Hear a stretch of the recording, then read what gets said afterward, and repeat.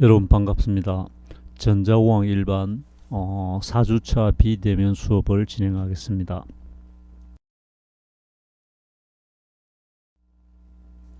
자, 오늘은 다이오드 회로를 설계하거나 다이오드 회로를 분석할 때, 해석을 할 때 유용하게 활용될 수 있는 다이오드 등가 모델을 집중적으로 설명을 하도록 하겠습니다.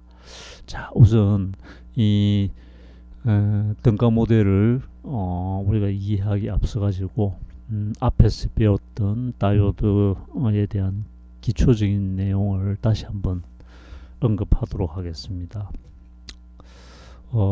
그림 A를 보시면은 기본 다이오드 구조가 보이죠. P형 반도체, N형 반도체가 접합이 되어서 가운데 PN 접합부 공핍 영역이 형성되죠.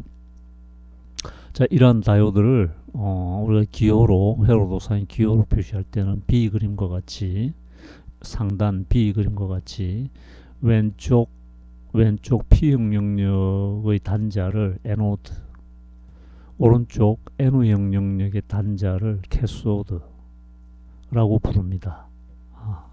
그래서 에노드를 우리가 양극, 캐소드를 음극으로 활용을 하게 됩니다.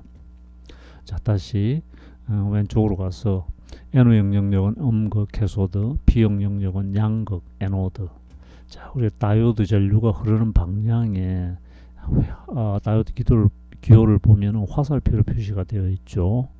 이 화살표가 의미하는 바가 다이오드의 전류가 에노드에서 캐소드 쪽으로 흐른다. 일반적인 다이오드는 전류가 에노드에서 캐소드 방향으로 전류가 흐른다는 거죠. 역방향 전류는 역방향으로 전류가 못 흐른다. 일반적인 다이오드는. 나중에 특수한 다이오드인 경우에는 역방향 전류가 흐르는 경우의 다이오드도 있습니다. 그거는 특수한 다이오드로서 다음에 언급하도록 하고, 일반적으로 우리가 사용하는 정류용 다이오드인 경우에는 에노드에서 캐소드로 전류가 일방 통행식으로 전류가 화살표 방향으로만 흐를 수 있다. 반대 방향으로는 못 흐른다. 이렇게 기억을 해 주시기 바랍니다. 자, 그 다음에 이 다이오드의 전류가 흐르게 하기 위해서는 외부에서 가해주는 직류전압을 바이어스 전압이라고 했습니다. 이 바이어스 전압을 전류가 흐를 수 있도록, 다이오드의 전류가 흐를 수 있도록 직류전압을 가해주는 방식이 순방향 바이어스. 자, 순방향 바이어스는 바이어스 전압을 어떤 식으로 인가해줘야 되겠습니까? 자, 바이어스 전압은 그죠? 양극, 에노드 쪽에 플러스, 음극, 캐소드 쪽에 마이너스 극성의 외부 전압을 연결을 해주면은 일단은 순방향 바이어스가 됩니다. 자, 그러면은 바이어스 전압을 점점 0에서부터 점점 증가시킨다 그러면은 이 바이어스 전압이 증가되면서 P형 반도체와 N형 반도체 사이에 있는 장벽전이 0.7V만큼의 순방향 전압이 가해지게 되면은 장벽 전이가 제거가 되고 공핍 영역이 제거되고 전류가 흐르게 된다는 설명을 전주에 했습니다. 자, 그래서 순방향 바이어스가 연결되면은 순방향 전압이 가해지고 순방향 전류가 흐릅니다. 다이오드의 순방향 전류가 흐릅니다. VFIF로 표시가 될 겁니다. 자, 이래 되면은 이 다이오드는 전자 스위치 온 되는 그런 효과가 있다고 했죠. 자, 그리고 여기서 아래 회로를 보시면은 순방향 바이어스 회로를 보시면은 외부에서 가해주는 순방향 바이어스 전압이 바이어스 전압에서 전류가 순방향 전류가 저항을 거쳐서 다이오드로 흐르게 됩니다. IF. 그죠? 순방향 전류가 흐르게 됩니다. 이때 이 외부에서 주는 순방향 바이어스 전압은 이 전압이 이 저항의 전압 강화가 이루어지는 그 저항에 걸리는 전압하고 다이오드에 가해지는 순방향 전압 두 개의 합과 같은 전압이 되는 거죠. 우리가 이제 앞에서 회로 이론에서 언급했던 키르이호프 전압 법칙을 적용해도 이 식이 성립한다는 걸 알 수가 있습니다. 무엇보다도 일단 외부에서 이런 바이어스 전압을 가하면은 이 바이어스 전압이 저항의 전압과 다이오드에 가해지는 순방향 전압으로 나뉘어진다. 전압이 분배가 된다. 이런 법칙도 알고 있죠. 자, 그 다음에 B 그림을 보시면은 역방향 바이어스입니다. 이거는 다이오드의 전류가 못 흐르게 할 때, 다이오드의 전류가 안 흐르는 조건이죠. 역방향 바이어스. 역방향 바이어스는 이 바이어스 전압의 극성을 순방향 바이어스의 반대로 하게 되면은 이 역방향으로 전류가 못 흐르고 이 다이오드는 전자 스위치 오프가 되고, 그죠? 전자 스위치 오프가 되고 이 회로에서는 다이오드의 전류가 못 흐르게 됩니다. 자, 여기에 관련된 용어 중에서는 역방향 전압,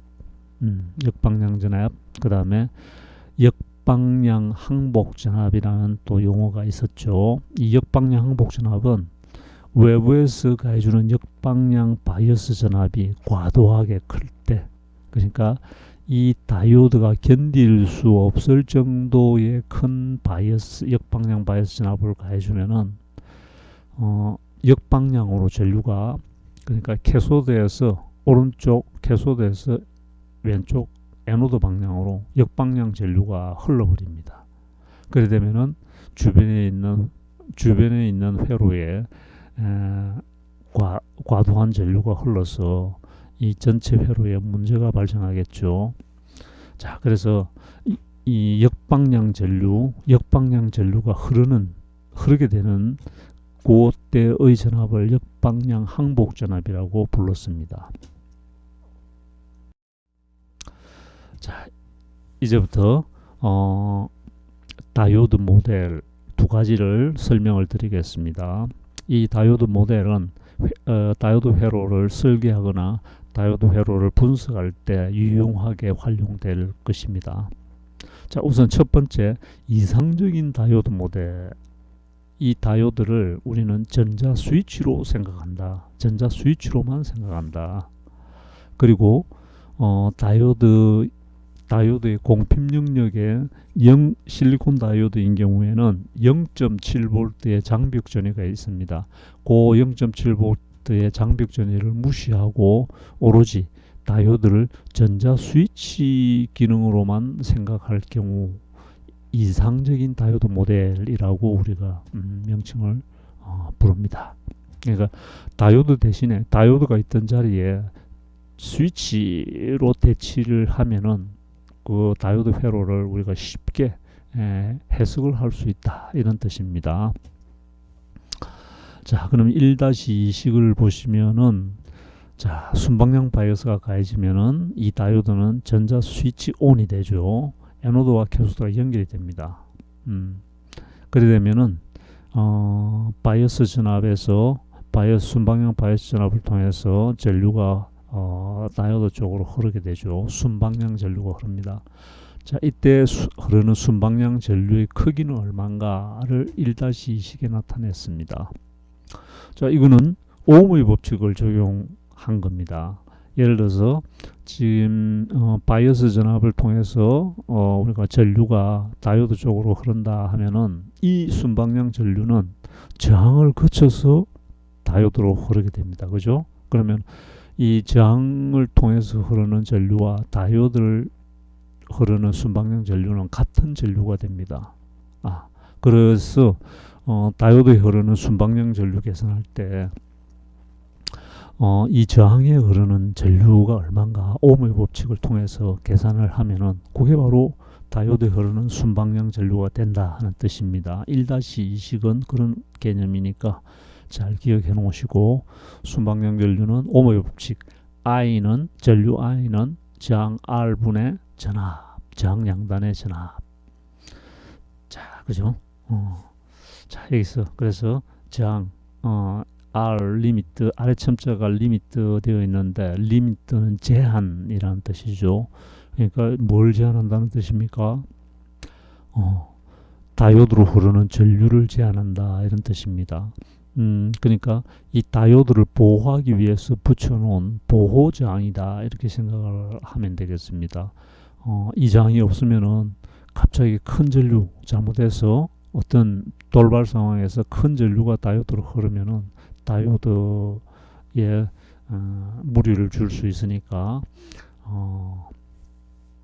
다이오드 쪽으로 흐르는 전류를 제한하고자 하는 보호용으로 이 다이오드 에노드 단 쪽에 전류 제한 저항을 하나 달아 놓은 겁니다.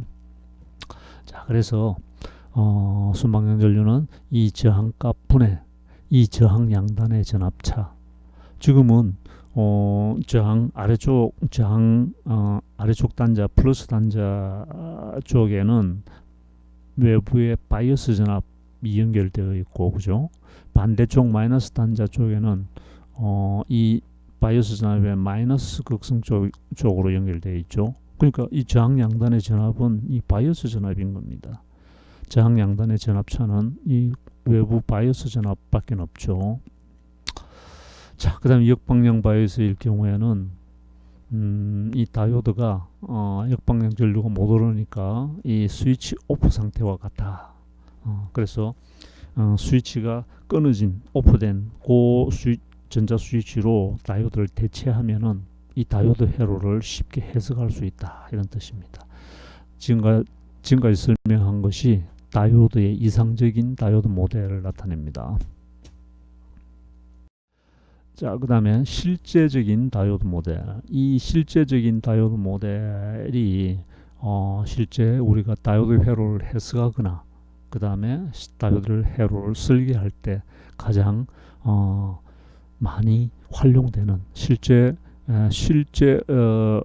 현업에서 많이 다이오드를 취급할 때 많이 활용되는 그런 모델이다 고 이해를 하시면 되겠고, 자, 이상적인 다이오드 모델에 비해서 이 실용적인 다이오드 실제적인 다이오드 모델인 경우에는 장벽전이 실리콘 다이오드인 경우에는 0.7V인 이 장벽 전위가 더 추가가 되어 있다. 그 외에는 차이가 없습니다. 그죠? 그러니까 실제적인 다이오드 모델은 다이오드를 장벽 전위와 전자 스위치가 직렬로 연결된 그걸로 대체할 수 있다는 뜻입니다.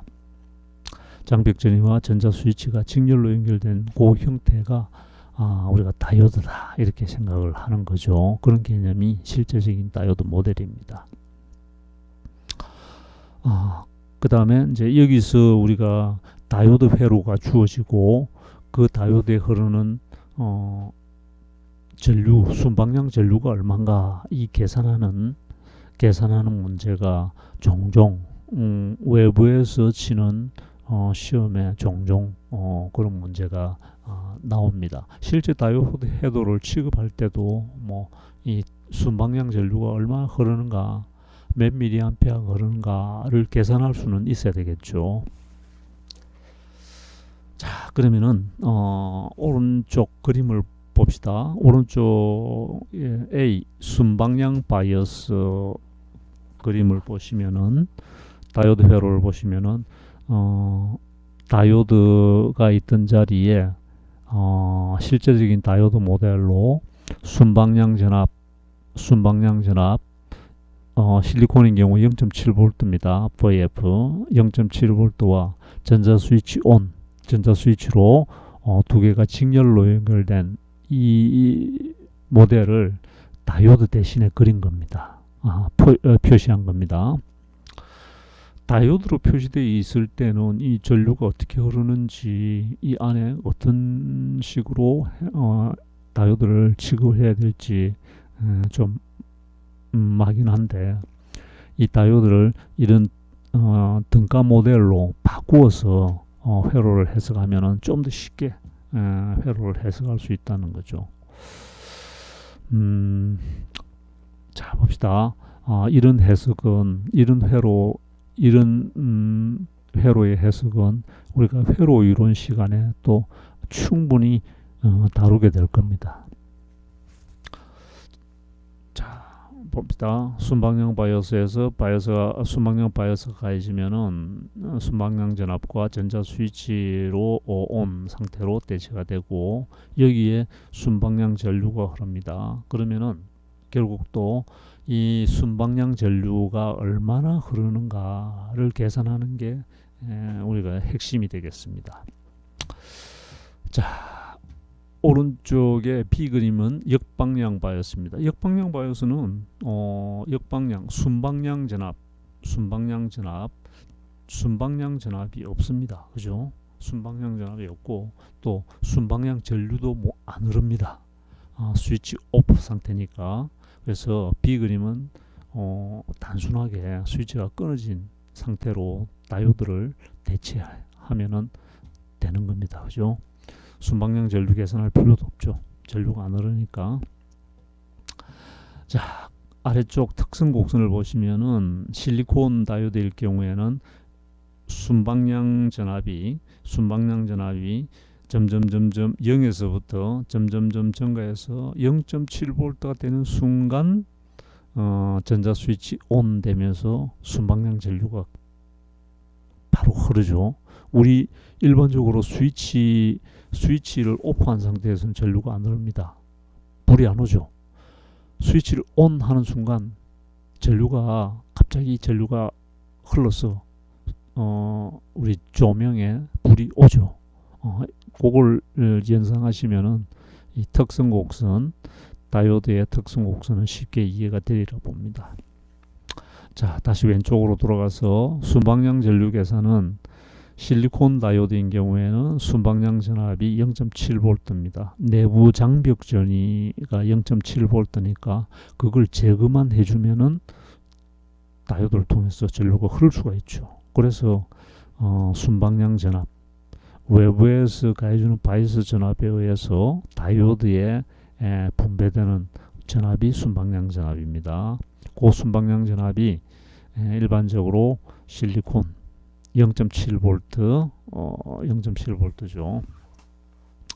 자, 그 다음에 이제 앞에서도 이야기했다시피 키르호프 전압 법칙을 적용하면은, 이 폐회로에 키르호프 전압 법칙을 적용하면은 바이어스 전압은 저항 전압과 저항에 인가되는 전압과 다이오드에 인가되는 순방향 전압의 합으로 합과 같아 하는 키르호프 전압 법칙을 적용하면은 그런 결론이 나옵니다. 자, 그래서 바이오스 전압을 오른쪽으로 이항하면은 저항 전압과 순방향 전압의 합으로 되죠. 그 다음에 ohm의 법칙을 적용해서 저항에 흐르는 전류를 계산하면은 우리가 이 다이오드에 흐르는 순방향 전류를 계산할 수가 있게 됩니다. 자, ohm의 법칙은 이런 거죠. 저항에 흐르는 전류를 알면은 저항 양단의 전압을 알면은 그 저항에 흐르는 전류를 계산할 수 있는 ohm의 법칙, I는 R분의 V, 그죠? 자, 이번에는 I는 R분의 V, 저항분의 전압할 때 그 전압은 저항 양단의 전압차를 나타냅니다. 자, 그러면은 저항의 플러스 단자의 전압, 저항의 플러스 단자의 전압은 어디에 연결되어 있습니까? 아래쪽으로 보면은 바이어스 전압과 연결되어 있죠. 자, 그 다음에 저항의 마이너스 단자의 마이너스 단자의 전압은 순방향 전압과 연결되어 있죠. 순방향 전압. 그래서 두 전압의 차를 나타내는 거니까 전압이 저항의 플러스 단자에 연결되어 있는 바이어스 전압, 마이너스 단자에 연결되어 있는 순방향 전압, 두 전압의 차를 의미하니까 빼주면 됩니다. 그래서 1-30과 같이 순방향 바이어스 되어 있는 상태에서 다이오드에 흐르는 순방향 전류는 저항분의 바이어스 전압 빼기 마이너스 다이오드의 순방향 전압 해서 쉽게 계산할 수가 있습니다. 자, 그러면은 우리가 실제 한번 예를 봅시다. 실리콘 다이오드 회로에서 순방향 전압과 순방향 전류를 구하시오. 실제적인 다이오드 모델을 적용해서. 자, 그러면은 이 예제 1번에 이 다이오드가 실제적인 다이오드 모델을 적용하면은 이 다이오드는 순방향 전압과 전자 스위치 온된 전자 스위치의 직렬 연결로 바꿀 수 있다 했죠. 결국 그렇게 되면은 자, 여기에 지금 이 다이오드의 바이어스 전압이 순방향 바이어스 되어 있습니다. 그죠? 에노드 쪽에 플러스, 캐소드 쪽에 마이너스 극성이 연결되어서 순방향 바이어스 되어 있는 상태입니다. 자, 그럼 순방향 전류가 흐르는데, 자, 다이오드의 순방향 전압은 0.7V라는 게 우리가 이미 알고 있는 거고, 순방향 전류는 저항분의 1kΩ에 흐르는 전류가 다이오드에 흐르는 순방향 전류와 같습니다. 자, 그래서 저항분의 1kΩ분의 저항 양단의 전압차. 자, 왼쪽에 바이어스 전압 10V가 연결되어 있습니다. 저항의 오른쪽은 다이오드의 0.7V 순방향 전압과 연결되어 있죠. 자, 그래서 1kΩ분의 9.3V 해서 9.3mA가 되는 겁니다. 우리가 저항분의 전압은 전류죠. 전류의 단위는 암페어입니다. 전류의 단위는 암페어. 그런데 밀리암페어라고 되어 있는 거는 밀리는 10의 마이너스 3성이죠. 자, 왜 그러냐면은 앞에 1kΩ 분의 9.3V니까 1kΩ, 이 키로라는 접두는 10의 3성을 나타내죠. 1000을 나타내는 겁니다. 1000분의 1이죠. 그죠? 1000분의 1. 1000분의 1은 10의 마이너스 3성이죠. 10의 마이너스 3성은 우리가 접두 밀리를 씁니다. 밀리. 그래서 순방향 전류는 9.3 밀리암페어다. 이렇게. 자, 그래서 단위가 중요합니다. 여러분들이 1kΩ분에 9.3V 해가지고 답을 9.3 이렇게 적으면은 틀린다는 거죠. 9.3 암페어와 9.3 밀리암페어는 1000배의 차이가 있다. 완전히 다른 답이죠. 그래서 단위는 항상 주의를 해야 된다. 아마 여러분들이 수업을 좀 더 진행하면 자연적으로 친숙해질 겁니다. 자, 예제 2번을 봅시다. 예제 2번은 실제 이게 전자기사 문제에 나왔던 문제인데, 기출 문제인데 봅시다. 이번에는 다이오드, 일반 다이오드가 아니고 빛이 나오는 발광 다이오드 LED를 LED 회로입니다. 자, 이 LED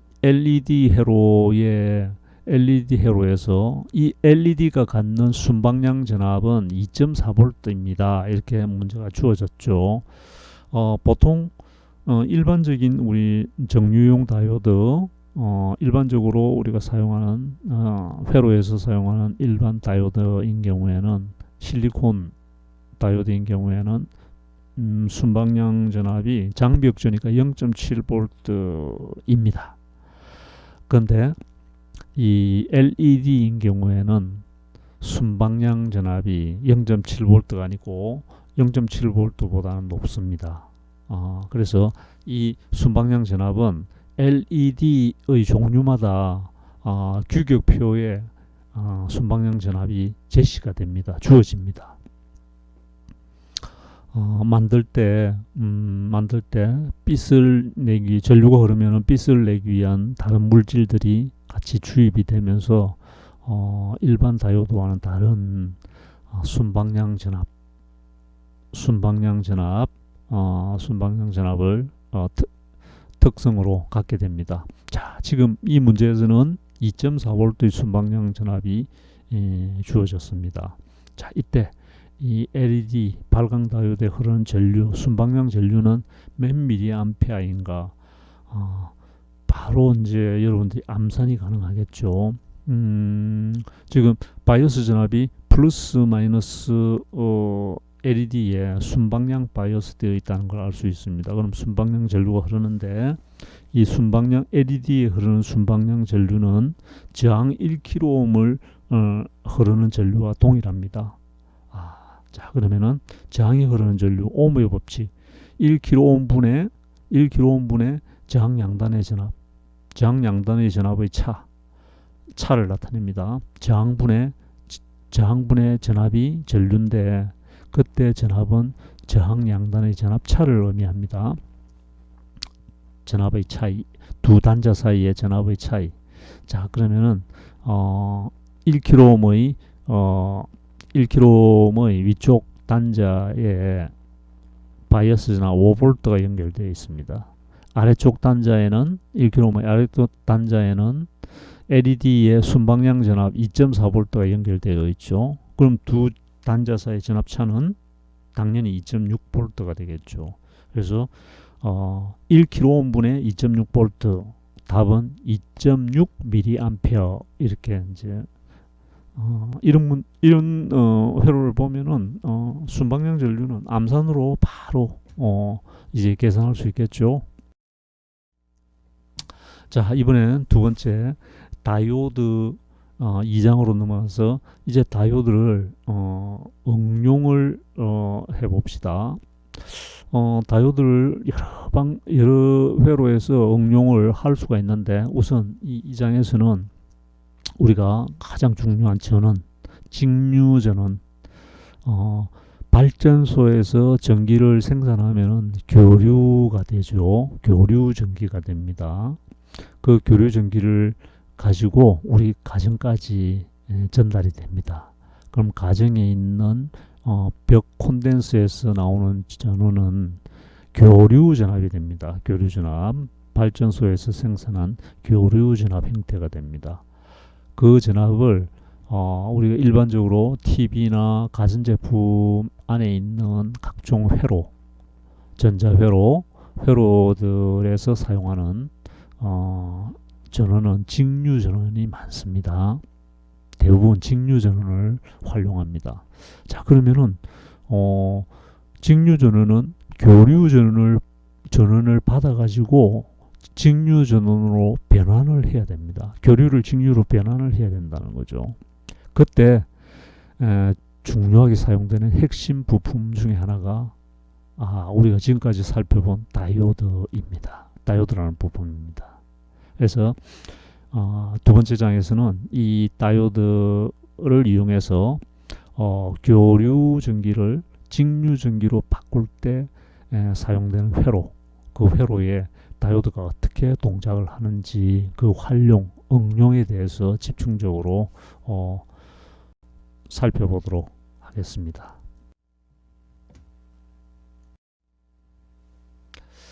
자, 첫 번째로 반파 정류기라는 회로를 다이오드를 활용한 반파 정류기를 먼저 살펴보도록 하겠습니다.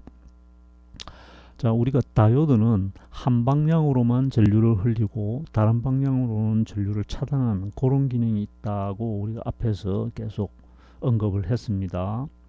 자, 그러면은 교류 전압을 직류 전압으로 변환하는 그러한 정류 회로에 이 다이오드가 활용될 수 있다 하는 것을 미리 유추해 볼 수가 있겠죠. 자, 이런 회로를 우리가 정류 회로, 정류기라고 부릅니다. 정류라는 말은 걸러준다는 말이죠. 자, 이런 뭐 걸러주는 기능이 있는 회로다. 이렇게 먼저 간단하게 이해를 한번 해보시고, 자, 이런 정류기는 교류 전압으로 동작하는 모든 직류 전원 공급 장치에서 우리가 쉽게 찾아볼 수가 있습니다. 그러니까 여러분들이 집에서 사용하는 컴퓨터 또는 노트북 뭐 이런 것들은 그죠, 안에 교류 전원을 입력하면은 그 컴퓨터 본체 안에 그 직류 전원 공급 장치, 파워 스플라이라고 부르죠. 직류 전원 공급 장치를 통해서 각종 직류가 만들어집니다. 자, 그런 그 직류 전원 공급 장치에서 이런 정류 회로가 쉽게 볼 수 있다는 거죠. 자, 전원은 간단한 회로에서 복잡한 전자 시스템의 각 부분에 이르기까지 우리가 필수적으로 사용하는 전원입니다. 그래서 지금 이 단원에서는 우리가 가장 기본적인 형태의 정류기, 반파 정류기를 먼저 알아보고, 이 반파 정류기를 조금 더 확장하면은 실제 직류 전원 공급 장치에서 사용하는 그 정류 회로가 전파 정류기입니다. 그 전파 정류기를 쉽게 이해를 할 수가 있습니다. 그러니까 실제 전파 정류기를 이해하기 위해서 우리가 반파 정류기를 간단하게 이해를 한다, 이런 개념으로 접근하시면 되겠습니다. 자, 기본적인 직류 전원 공급 장치는 우리가 가정에 또는 사무실에 벽에 있는 콘센트 전원을 콘센트에서 나오는 전원, 교류 전원을 일정한 직류 전압으로 변환하는 장치가 직류 전원 공급 장치입니다. 자, 교류 전원은 크기가 220V고 전압의 크기가 물론 이 시료 전압을 나타냅니다. 그 다음에 주파수가 60Hz입니다. 우리가 사용하는 교류 전원의 성질은 특성은 시료 전압의 크기가 220V, 그 다음에 주파수는 60Hz. 왜냐하면 교류이기 때문에 우리가 정연파, 사인파 라고 하죠. 오는 주기를 가지고 있기 때문에 그 주기가 주파수로 변환하면 60Hz의 특성을 갖는 그런 교류 전원을 우리나라에서 사용하고 있다. 그래 이해를 하시면 우선 되겠습니다. 자, A 그림을 보시면은 반파 정류기가 있죠. 이 반파 정류기의 입력으로 교류 전압을 입력하면은 반파 정류기 출력은 반파 정류된 출력 전압이 나오게 됩니다. 자, A 그림 입력 110V 60Hz. 이 교류 전압은 우리가 과거에 우리나라에서 사용하던 교류 전압을 나타냅니다. 요즘은 물론 미국 같은 데는, 미국이나 일부 나라에서는 이 가정에서 사용하는 전원이 110V를 쓰고 있는 나라들도 상당수가 있습니다. 근데 우리나라는 220V를 쓴다. 교류 220V를 쓴다. 그렇게 이해를 하시고, 자, 여기서 정류기는 렉티파이어라고 이제 부릅니다. 렉티파이어. 자, 반파 정류기의 입력으로 교류 전원을 입력하면은 출력은 반파 정류, 아래쪽 0을 기준으로 아래쪽 파형이 다 제거된 그런 반파 정류된 전압이 출력이 됩니다. 자, 이거는 다이오드가 이런 역할을 한다는 거죠. 이 기능을 수행한다는 뜻입니다. 그러니까 정류기 안에 다이오드가 들어있다, 이렇게 생각을 하시면 되겠습니다.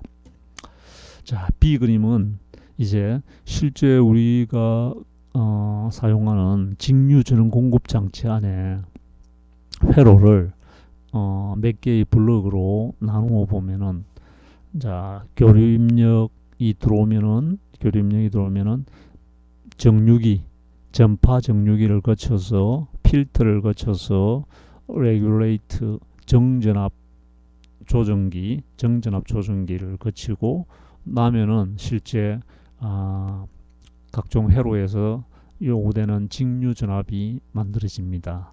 출력이 됩니다. 그 직류 전압을 로드 부하 장치에서 활용을 한다는 거죠.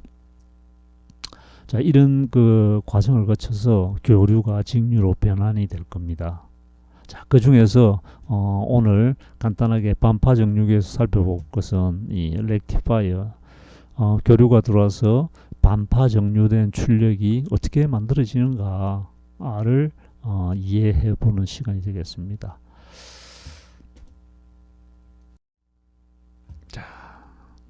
자, 반파 정류기를 본격적으로 살펴볼까요? 자, 기본적인 직류 전원 공급 장치는 앞 시간에 했고 앞장에서 했고, 이제는 반파 정류기 동작을 집중적으로 살펴봅니다. 반파 정류기 하프 웨이브 렉티파이어, 반파 정류기는 다이오드를 통해서 입력 파형의 반주기를 걸러내는 동작입니다. 여기서 반주기라는 의미를 아래쪽에서 간단하게 우리가 살펴봅시다. 교류 파형은 모양이 정연파, 사인파라고 하죠. 정연파 모양인데 아래 그래프를 보시면은 이 주기적으로 모양이 변하는 이런 파형을 정연파라고 부릅니다. 사인파.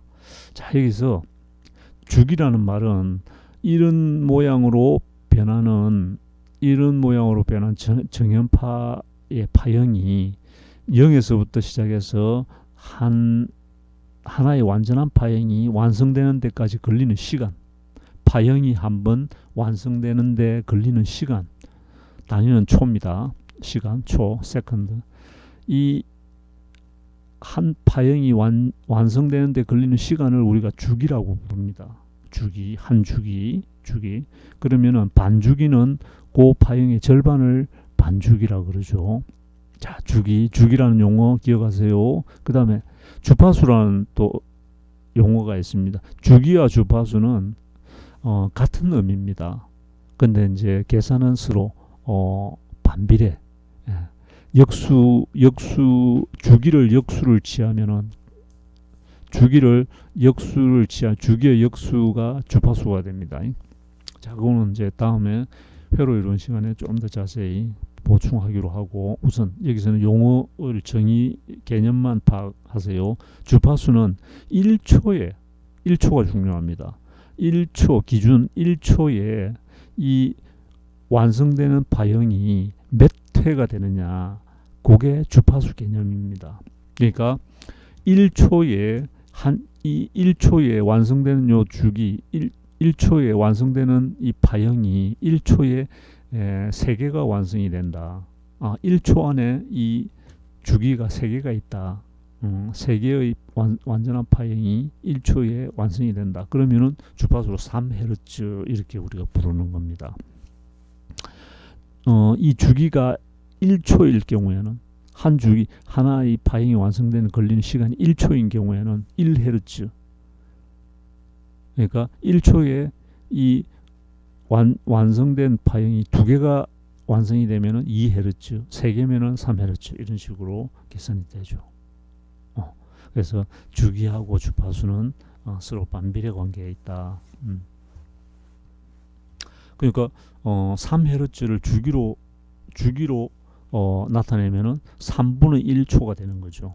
1초에 3개의 파형이 완성된 파형이 들어가니까, 그러면은 1초에 3개의 파형이 들어가니까 한 주기는 1초에 3개의 파형이 완성이 된다. 그러면 3Hz가 되고, 그럼 주기는 얼마냐? 그 파형의 주기는 얼마냐? 하나의 완성된 파형이 완성되는데 걸리는 시간이니까 3개가 1초니까 하나는 3분의 1초죠.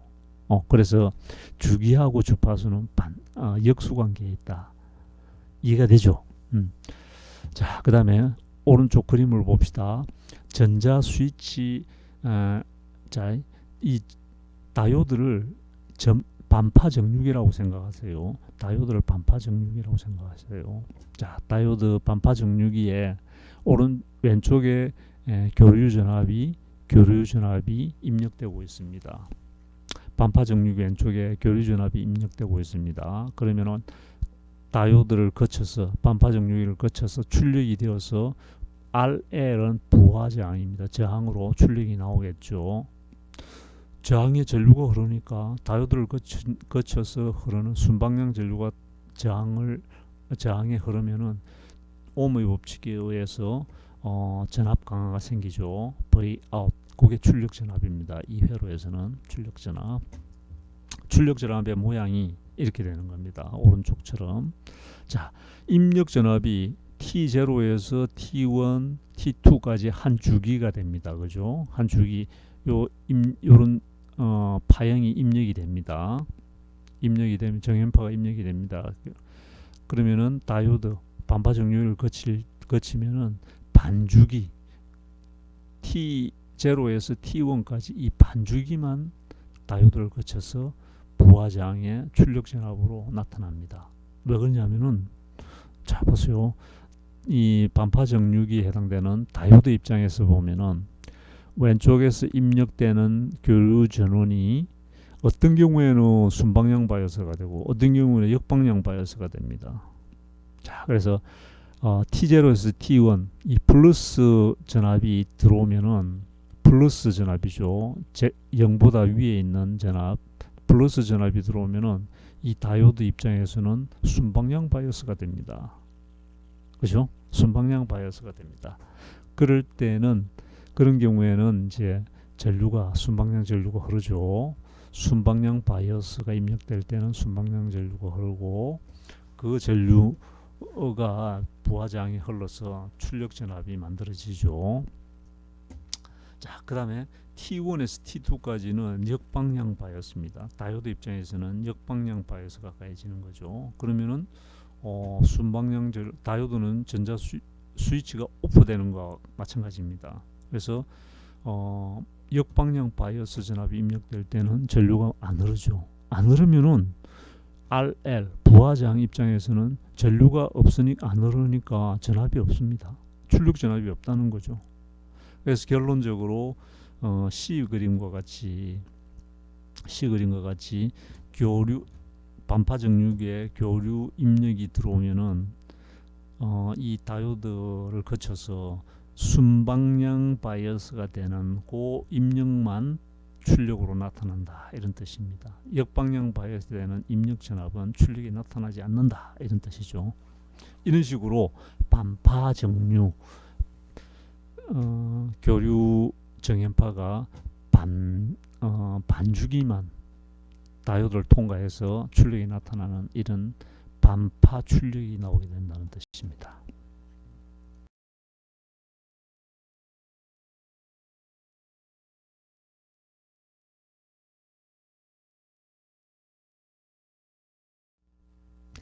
자, 그러면은 이 반파 정류기에서 우리가 반파 정류기 출력에서 장벽전이의 영향을 이제 고려해 봅시다. 자, 반파 정류기의 순방향 바이어스가 가해지면은 이 장벽전이만큼 이 다이오드 플러스 마이너스 외부에 0.7V의 순방향 전압이 가해지죠. 이 전압은 어디서 공급합니까? 외부의 바이어스 전압에서 공급이 되는 겁니다. 자, 그래서 이 0.7V 장벽전위를 고려하면은 순방향 바이어스가 될 때 그때 다이오드 양단에는 0.7V의 순방향 전압이 걸리고 가해지고 그 다음에 부하장 쪽으로 출력 RL이 부하장입니다. 출력 V out 출력 전압이 반파 정류된 출력 전압이 나타나죠. 자, 그러면은 우리가 입력 전압의 최대값 피크 값이죠. 제일 꼭대기 봉우리의 제일 꼭대기 VP in 아래점자가 P in은 피크는 꼭대기를 나타내죠. 첨두 꼭대기 VP인 입력 전압의 피크값, 최대값. 자, 최대값이죠. 최대값을 나타내고 출력 전압의 최대값은 VP out. 출력이 아웃풋이죠. 입력은 인풋. 그때 아웃을 쓰는 겁니다. V 피크 아웃. 그러니까 출력 최대 전압, 피크 전압. 피크 전압은 어떻습니까?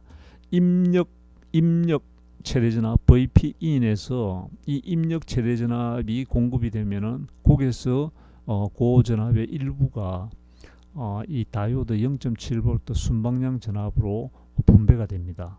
그러면은 나머지 전압 0.7V를 뺀 나머지 전압이 이 부하장 저항 쪽에 그 전압이 다 가해지는 거죠.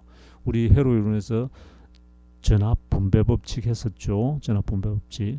요 입력 전압 VPin이 5V라고 합시다. 최대값이 5V면은 이 5V가 최대값 5V가 다이오드의 순방향 전압 0.7V로 나뉘어지고 분배되고 나머지 4.3V는 이 부하 저항 쪽에 분배가 된다는 뜻입니다. 뭐 전압 분배 법칙 적용하면은 쉽게 이해가 되죠.